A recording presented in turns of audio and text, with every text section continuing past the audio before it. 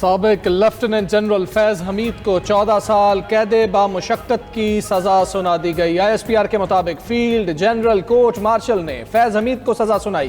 ملزم کے خلاف 4 الزامات پر کارروائی کی گئی۔ فیض حمید پر سیاسی سرگرمیوں میں ملوث ہونے کا الزام ثابت ہوا۔ فیض حمید پر آفیشل سیکرٹ ایکٹ کی خلاف ورزی بھی ثابت ہوئی۔ الزامات میں اختیارات اور سرکاری وسائل کا غلط استعمال اور متعلقہ افراد کو ناجائز نقصان پہنچانا شامل ہیں۔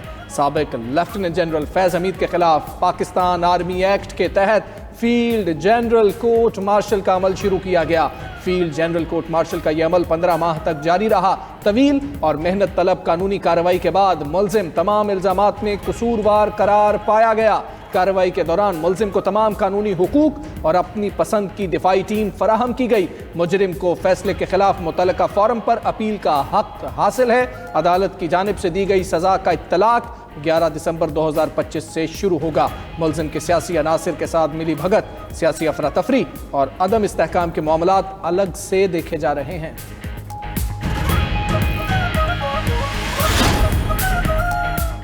قوم برسوں فیض حمید اور جنرل باجوہ کے بوئے بیجوں کی فصل کاٹے گی۔ وزیر دفاع خواجہ آصف کہتے ہیں اللہ ہمیں معاف کرے، طاقت اور اقتدار کو اللہ کی عطا سمجھ کر اس کی مخلوق کے لیے استعمال کی توفیق عطا فرمائے، خوف خدا حکمرانوں کا شیوا بنے۔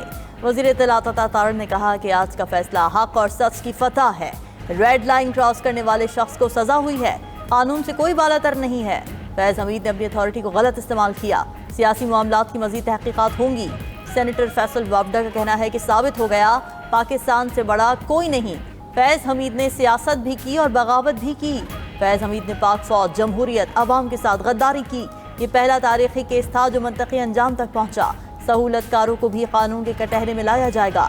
گورنر KP فیصل کریم کنڈی کا کہنا ہے کہ فیض حمید کی سزا سے پاکستان کی سیاست پر اچھا اثر پڑے گا۔ بانی PTI کوئی آسمان سے نہیں اترے کہ انہیں سزا نہ ہو۔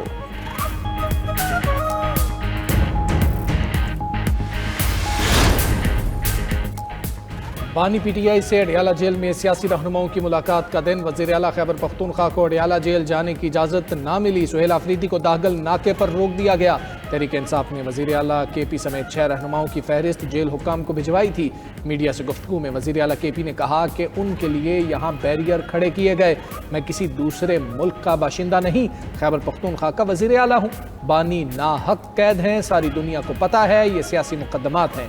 3.5 سال سے بانی PTI کو مائنس کرنے کی پالیسی چل رہی ہے۔ سرٹیفائیڈ چوروں کو ہماری باری پر اس کا حساب دینا ہوگا۔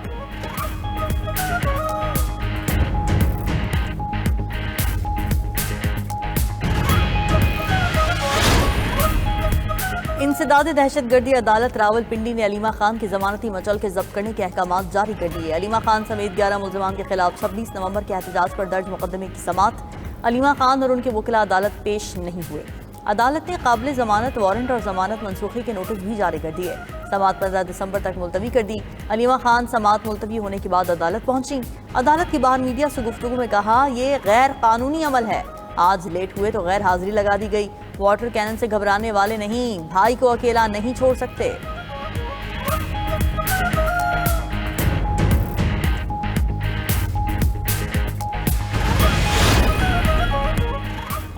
لندن ہائی کورٹ نے یوٹیوبر عادل راجہ کو جھوٹا قرار دے دیا۔ بریگیڈیئر ریٹائرڈ راشد نصیر سے عوامی سطح پر معافی مانگنے کا حکم۔ لندن کی عدالت نے بریگیڈیئر ریٹائرڈ راشد نصیر کے حق میں فیصلہ جاری کر دیا۔ عادل راجہ کو 50,000 پاؤنڈ ہرجانہ اور بھاری قانونی اخراجات ادا کرنے کا حکم۔ عدالتی فیصلے میں کہا گیا کہ عادل راجہ 2,60,000 پاؤنڈ بطور عبوری اخراجات فوری ادا کرے۔ تمام ادائیگیاں 22 دسمبر 2025 تک لازمی کرنا ہوں گی۔ جون 2022 کے تمام الزامات بے بنیاد، بلا ثبوت اور جھوٹ پر مبنی تھے۔ عادل راجہ 28 دن تک فیصلے کا خلاصہ تمام پلیٹ فارمز پر نمایاں جگہ پر لگانے کا پابند ہوگا۔ حکم نہ ماننے پر توہین عدالت، جرمانہ اور جیل ہوگی۔ پنجاب الیکشن، مبینہ ملاقاتوں اور رجیم چینج سے متعلق تمام بیانیے جھوٹے تھے۔ ادھر عادل راجہ نے اپنے سوشل میڈیا پلیٹ فارم پر معافی مانگ لی۔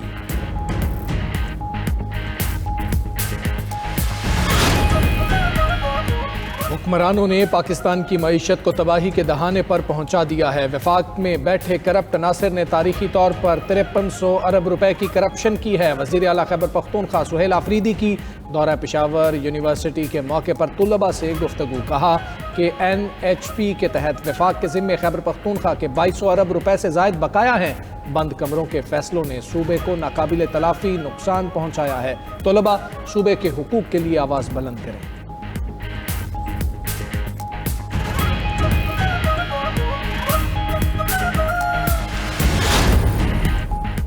خیبر پختونخوا میں گورنر راج کی باتیں ابھی ہوا میں ہیں۔ گورنر راج غیر جمہوری طریقہ کار نہیں، یہ آئین کا حصہ ہے۔ گورنر پنجاب سردار سلیم حیدر کہتے ہیں کہ بانی پی ٹی آئی کو جب اقتدار سے نکالا گیا تو انہوں نے کاغذ لہرانا شروع کر دیا۔ بانی پی ٹی آئی کو جمہوری طریقے سے نکالا گیا تھا۔ تحریک انصاف نے خود اپنی سیاسی سپیس ختم کی ہے۔ ڈنڈوں کے ذریعے سیاسی سپیس حاصل نہیں کی جاتی۔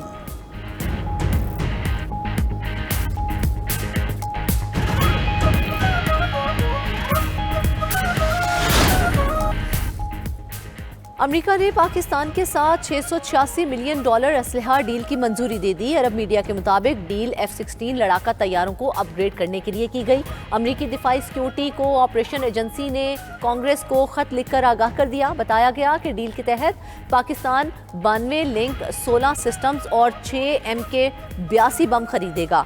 طیاروں کے hard where, soft where updates, navigation اور کرپٹوگرافک آلات بھی شامل ہوں گے۔ معاہدے کے تحت ہتھیاروں کی انٹیگریشن اور سپورٹ آلات بھی فراہم کیے جائیں گے۔ اپ گریڈ سے پاکستان کے F-16 طیاروں کی طاقت 2040 تک بڑھ جائے گی۔ IMF نے $1 ارب 20 کروڑ اسٹیٹ بینک کے اکاؤنٹ میں منتقل کر دیے۔ ذرائع کے مطابق پاکستان کو موجودہ قرض پروگرام کی تیسری قسط کے طور پر $1 ارب جاری ہوئے۔ موسمیاتی تبدیلیوں سے نمٹنے کے لیے $20 کروڑ جاری کیے گئے۔ IMF نے 8 دسمبر کو پاکستان کے لیے $1.2 ارب کی منظوری دی تھی۔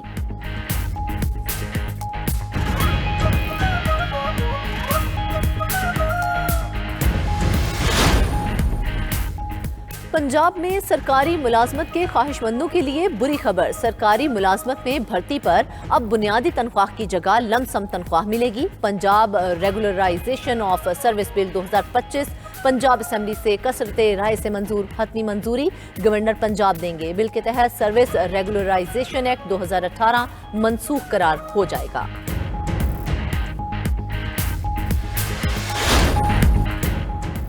وزیر اعلیٰ سندھ کراچی میں پانی کے بحران سے نمٹنے کے لیے متحرک۔ مراد علی شاہ نے کہا کہ کراچی میں پائیدار پانی کی فراہمی یقینی بنائیں گے۔ سندھ حکومت پانی کی ضروریات پوری کرنے کے لیے منصوبوں پر کام کر رہی ہے۔ K4 منصوبے کے ذریعے کراچی کو روزانہ 260 ملین گیلن پانی فراہم ہوگا۔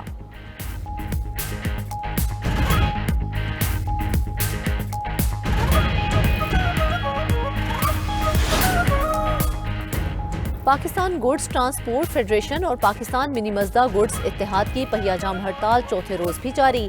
سرکل روڈ، بند روڈ اور رنگ روڈ پر تمام گوڈز دکانیں اور ملک بھر میں سامان کی ترسیل بند۔ لاہور میں شاہ عالم مارکیٹ، اعظم کلاتھ مارکیٹ، بادامی باغ، اکبری منڈی سامان نہ پہنچ سکا۔ کراچی اور کوئٹہ میں بھی گوڈز ٹرانسپورٹرز کی ہڑتال۔ منڈیوں میں پھل اور سبزیوں کے نہ پہنچنے سے قیمتوں میں اضافہ ہونے لگا۔ گوڈز ٹرانسپورٹ کی بندش سے تاجر برادری سمیت شہریوں کو شدید مشکلات۔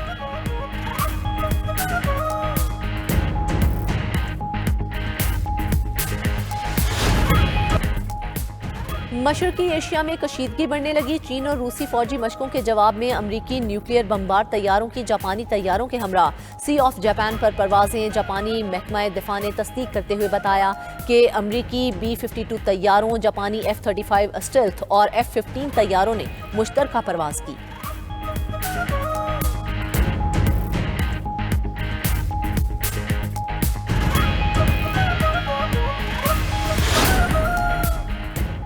اور پولینڈ کے صدر کی لٹویا کے ہم منصب سے ملاقات۔ بالٹک سمندر اور مشرقی سرحدوں کی سیکیورٹی انتظامات سخت کرنے پر زور دیا۔